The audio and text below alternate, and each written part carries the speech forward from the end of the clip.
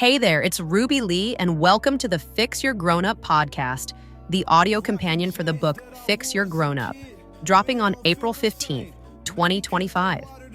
This show is your toolkit for reclaiming your inner spark and transforming your life.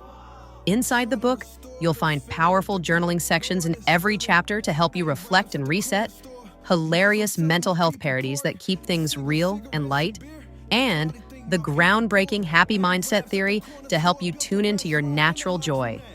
If you love a structured approach with a dash of humor, think clear strategy mixed with some playful insights, you're in the right place. For more details and to grab your copy, head over to www.drtuepenz.com. Let's fix our grown-ups and get our happy on. Hey, yo, what's the deal? It's me, Dr. Tuepenz, live right here on the corner. Yeah, Dr. Tuepenz is from Birdsville, New York. So you got to make sure you understand that, first and foremost.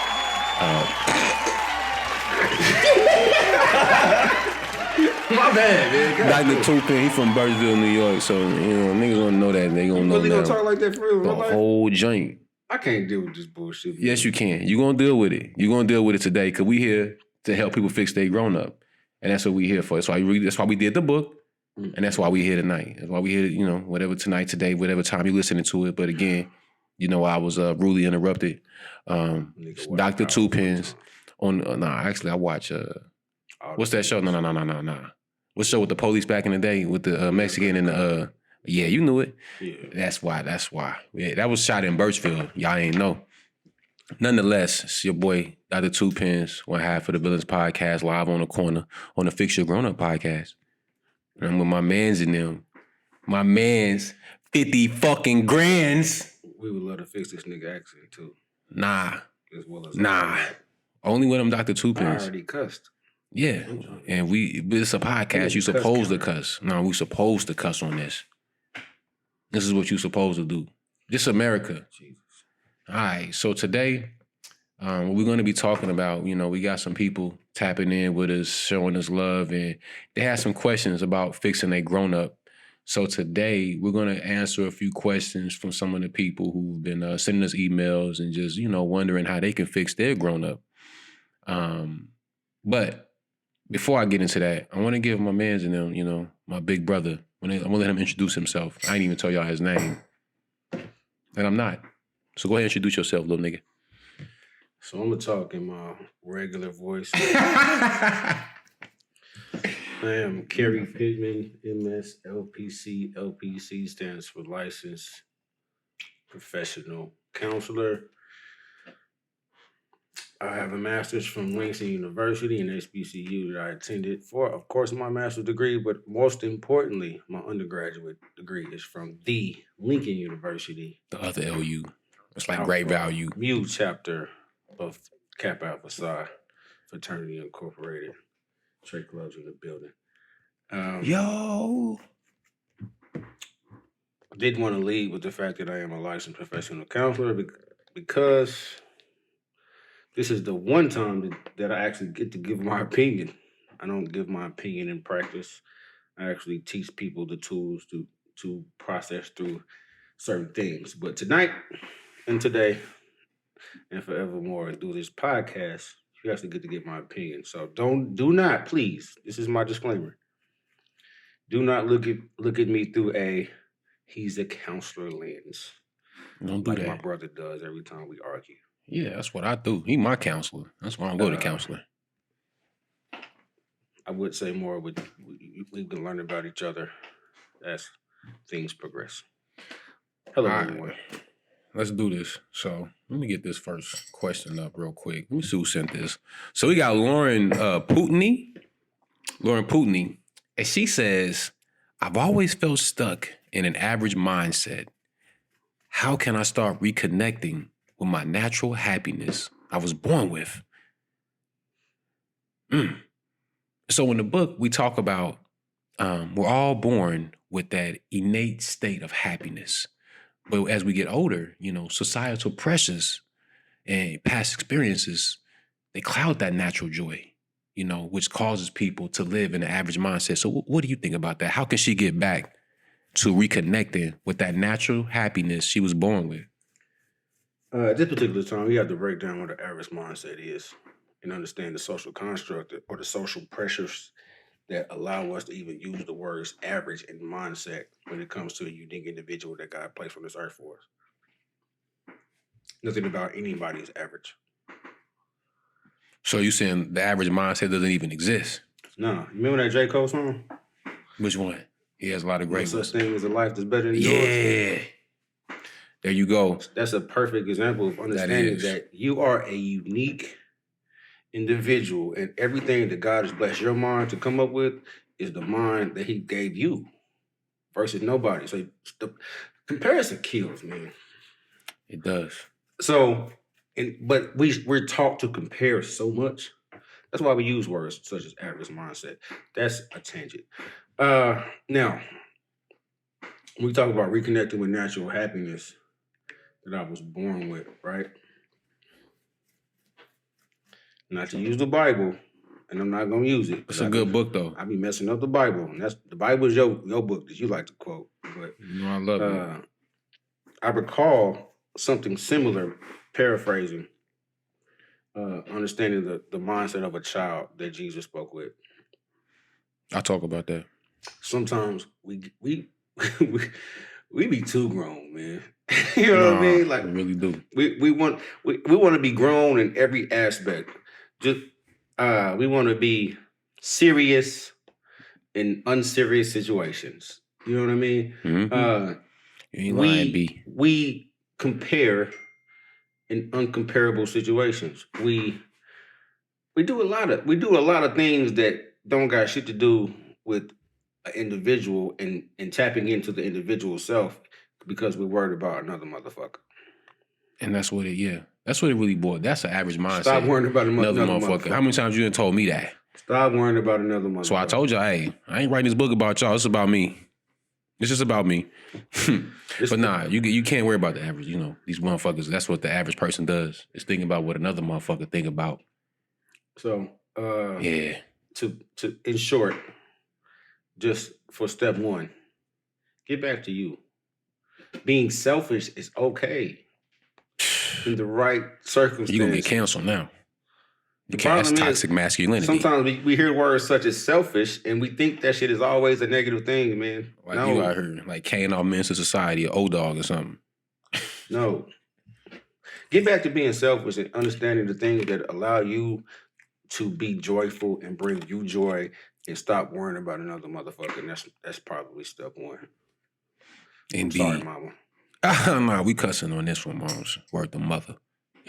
I said word the. Anyway, but yeah, no, I really, no, it is, because the East Side is not for sale. Shout out to my nigga Chris McCain. Right. But yeah, you had some really good points. I was about to start jumping in and interrupting you, but you was really cooking. A lot of people, I mean, I had that average mindset, you know, worrying about what somebody else thinking about me, and it don't do nothing but hold you back. And when you're a child, you don't think about that. You know, when you're a child, you know, going back to what you said about the Jesus, you know, in the Bible, if you don't get like these kids, you ain't gonna be shit. That's really what he was saying. But, you know, like a child, you know, you got small children. A child will hop out of a car in a Walmart parking lot and take off in a dead ass sprint. Man, dangerous, by the way. It's dangerous, but man, you got to be one happy, joyful person to pop out a car and go into a wind sprint. So to use your example, as an adult, understanding the dangers of sprinting through a parking lot with parked cars that could be possibly backing up on your ass. Man, that's different. I'm just giving an example. And you going on that grown shit. Putting yourself in a situation that's that grown shit. You can take a sprint in an open field with a beautiful scenery, or take a good hike, or do something that is safe, but still gives you that level of joy. That's what we call maturity in my mind. No, that's maturity. Look, this is a tangent, and we're gonna keep it going for about 30 more seconds with y'all. Let me tell y'all something. This that blue shit. Don't be getting all blue, you know. But he is right. You need to be careful because kids is illiterate, so they really don't understand danger. But I didn't want to go that deep into that. I was just saying, you know, when you're happy and you know it, you clap your hands, you do different things, you run sprints, you jump in the air. You took us back to elementary. Next question. Miss Lauren, I hope we gave you at least a spark. Right, you should be good. So we got a spark. That's all we got. Nick. And we got Nick. Nick got a pretty simple one. Nick Morrow. He ain't from Birchville, but we gonna let him a pass. He says, "What are some simple everyday ways to consciously choose happiness even when life gets tough?" Well, in the book, I talk about in my part that I wrote. People see happiness as an emotion, and I see that as I feel like you're confusing it with joy. When people ask me what I'm happy about, I just say I'm happy. I'm not. Happiness isn't attached to one specific thing. It's just I'm happy because that's the way I was designed to be. You either be happy or you can be angry about it. And I'm not happy like I'm happy-go-lucky and walking around doing cartwheels. It's an either or thing. It is though. I think that we are innately happy.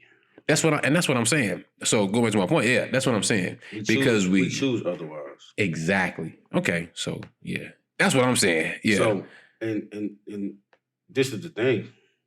I mean, I ain't trying to take it back to Baptist church, right? But you woke up this morning. You know what I'm saying? Close the doors. You woke up this morning. And sometimes we overlook the little things that are really big as fuck. Nah, you ain't lying. There's a nigga that didn't wake up this morning. Man, yo, you ain't lying. Every time I play basketball, I say that. I be grateful. I'm truly grateful I can just get up and down the court. You woke up in America, and I ain't even Trump supporter. Man, listen. Now I seen, yeah. You woke up in a land of opportunity. Even though we are oppressed. I ain't oppressed. In so many ways, we can still prosper in so many other ways if we just get off this fucking shit that they design our brain to be on. That's another tangent. That is another tangent. And I talk about that in different areas, non-set tripping syndrome. Yeah. We all have non-set. A lot of people got set tripping syndrome. Yeah, that non-set. Non-set.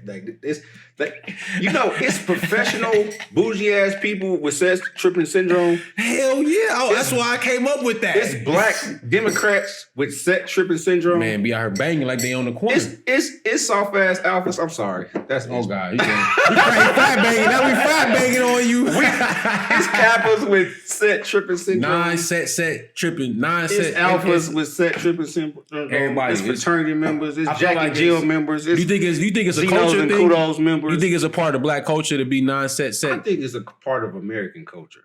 I'll give you that because Civil War was like some set tripping shit. Set tripping is a part of American culture. Choosing a side is a part of American culture. My favorite movies of all time, Gangs of New York. American culture. Yeah, they was gangbanging too. We act like Italian mobs ain't one of the most entertaining things in the world. That ain't none of white people set tripping. They started Vegas. They made Vegas what it is. Is KKK not set tripping? Big set tripping. The biggest set trippers of all, right? And they got police gangs too. Police set trip. No, they do. They do. They definitely do. And that's just on the minor level. We can go higher. No, absolutely. We could. We ain't got time. We not. We ain't got time. We trying to help Nick. We ain't got so time. Nick, what you gotta understand about it is this. Shit gonna happen. It's a perfect example. Key and Peele skit where they have to deal with Adversity Johnson. And before you get to Adversity Johnson, real quick, Nick, this is a prime thing that I tell everybody that listens.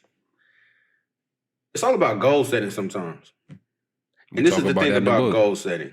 Gotta have them. That I wholeheartedly believe, and this is one of the things that my biological father taught me, one of the few things.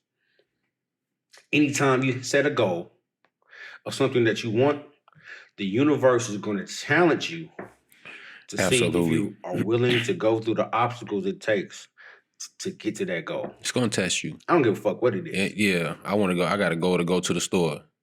Your kids, something going to happen. Flat tire. So if you want to be happy, the universe is going to test you. And see. And ask you.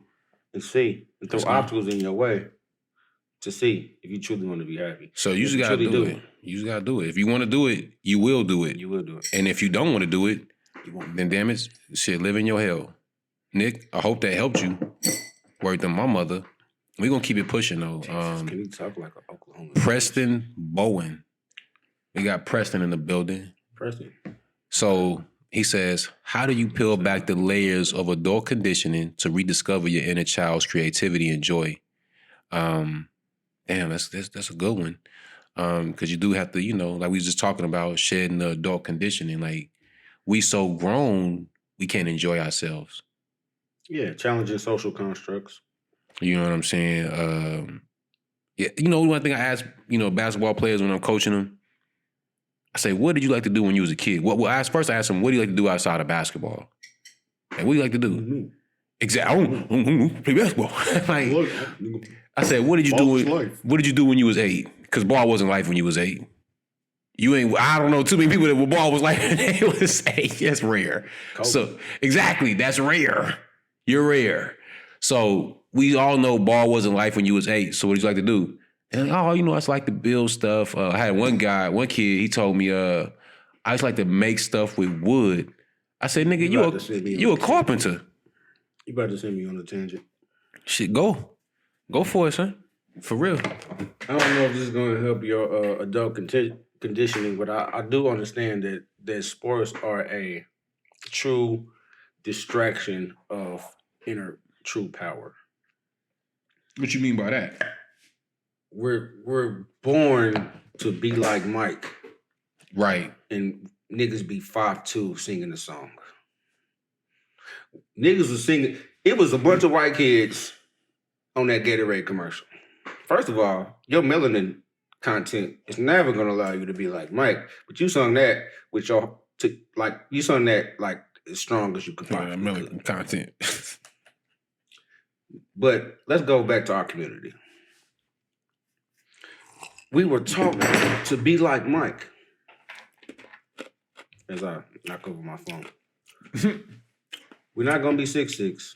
Everybody's not going to be 6'6". Everybody's not going to have a 42-inch vertical. Nah. All the things. The millionaires and billionaires that I come in contact with never dribbled a basketball, scored a touchdown. None of that shit. Got a hole in one. Bench press 150 pounds. Never bench press 225. I'm just saying, yeah. They ain't did it like that. I understand. But what we've been pounded with cognitively is all this sports shit. I'm not shitting on sports. Sports saved a lot of people's lives. I'm one of them. Shit. I'm definitely one of them. I be dead. But goddamn it. It ain't everything. No. Now that it saved my life. But now that it saved my life, that don't mean I gotta fucking push my fucking kids to be goddamn super athletes. Super athletes when I want them motherfuckers to be goddamn super millionaires. Yeah. I mean, a lot of athletes, don't even end up financially stable after. And it's 1,000 niggas, probably, let's say 2,000, just to play with numbers, that are rich off of sports. Yeah, that's a good estimate. Nah, I say it's more currently. No. It's way more than 2,000. I'm talking about like currently getting paid off of sports. Now, it's probably like 10,000. Okay, there we go. That's a better number. I say overall type niggas. Yeah. Over the years, and ain't none of them niggas the top 100 wealthiest people in the world. You're right. They not. So why do we keep pushing this sports shit on niggas? That's a whole new sport. I'm sorry. You know what? I'm sorry. I really apologize, Preston. Nah, Preston. What he's trying to tell you about sports is, sports is a good place for you to connect with your inner child. Because that's what we do when we was kids. However, don't get so stuck into sports that you forget your adult responsibilities, which is putting yourself in a position to take care of yourself financially 100%. And when it all boils down to it, understand the balance between responsibility and personal satisfaction, and selfishness is okay. I'm gonna say it one more time.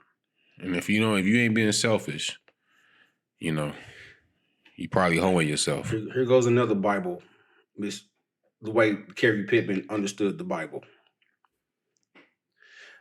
There's a scripture that says, "My cup overfloweth." We preaching today. Close the doors. Close the doors. Close the doors. Close the doors. Shit. It didn't say my cup tip over. It didn't say I pour in. Mm-mm. It says my cup overflows. And what I got from that is you got to fill up your own cup. And when it overflows, anybody that are willing to come under you can receive the overflow of the blessings. Yeah, but I ain't tipping my goddamn cup over your bitch ass nigga. I'll keep myself the motherfucking table, nigga. You know what I'm saying? Like, nigga, let your cup overflow. And if it ain't overflowing, stay still and fill that motherfucker up. Nah, for real. That shit. Hurry. Man, get the fuck off the internet, nigga. I know you ain't talking this. I'm trying to wrap this shit up, bro. I mean, we 20 minutes. We in the last question. And we will come back like, all right, y'all, we back. And then it's just which deadly practices like journaling and mindfulness had the biggest difference on rewiring your mindset for sustained success.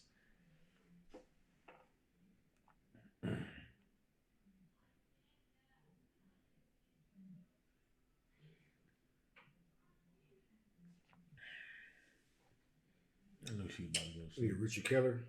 Mm-hmm. Tell me when you ready. I think people need to know I'm drinking. I'm gonna keep that in there. I'm ready. All right. 5, 4, 3, 2, 1. All right, I'm gonna put a commercial in the middle of that. I'm gonna put a Lace Legends commercial. We could do that. I gotta make sure I see this clap. Okay. All right, we back after that word from my sponsors. Shout out to Lace Legends. So we got another question from one of our viewers. One of the people who done copped the book, and if you ain't got your copy, you bugging. But this is from Richard Keller. And Richard says, which daily practices like journaling or mindfulness have made the biggest difference in rewiring your mindset for sustained success? I like that. That's a really good question. Because now we get to talk about gratitude, mindfulness, structure, reflections, and just how to transform the way we see our mindset into a happy mindset.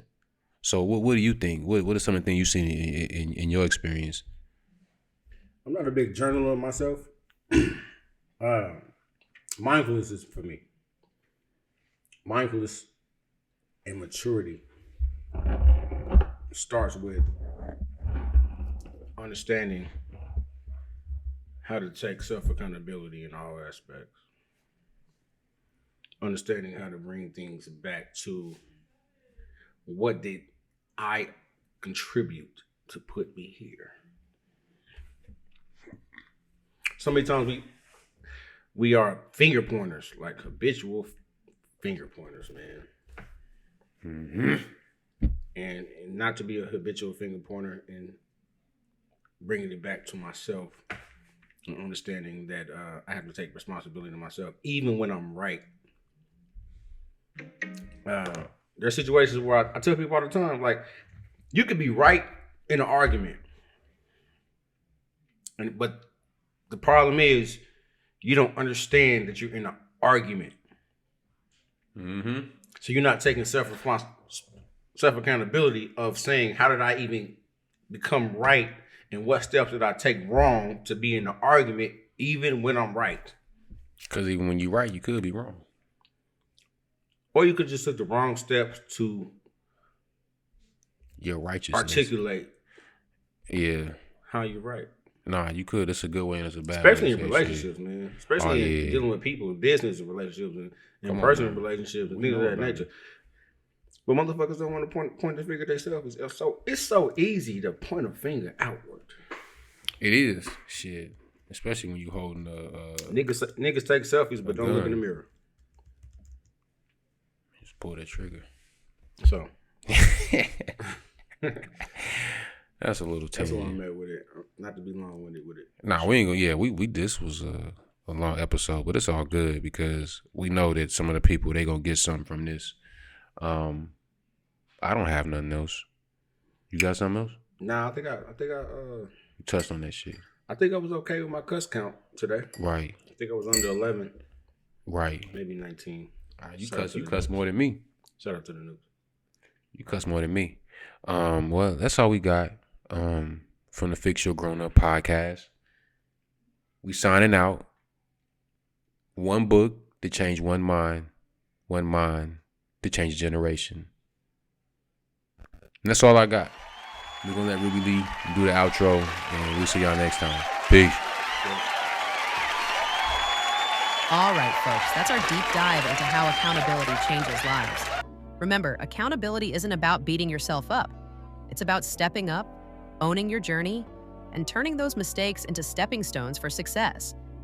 Think of it like adding that secret ingredient to your favorite recipe. It transforms everything from bland to brilliant. So if you ever feel like you're stuck in a cycle of excuses, just hit that reset button and remind yourself, I'm in charge of my story. Thanks for tuning in, keep owning your actions, and I'll catch you next time on the Fix Your Grown Up podcast. Single cigarettes and beer, they probably think my people poor. Arabs at the corner store built a restaurant and a laundromat. We ain't poor, we pay for that, on the same blocks where we banging at.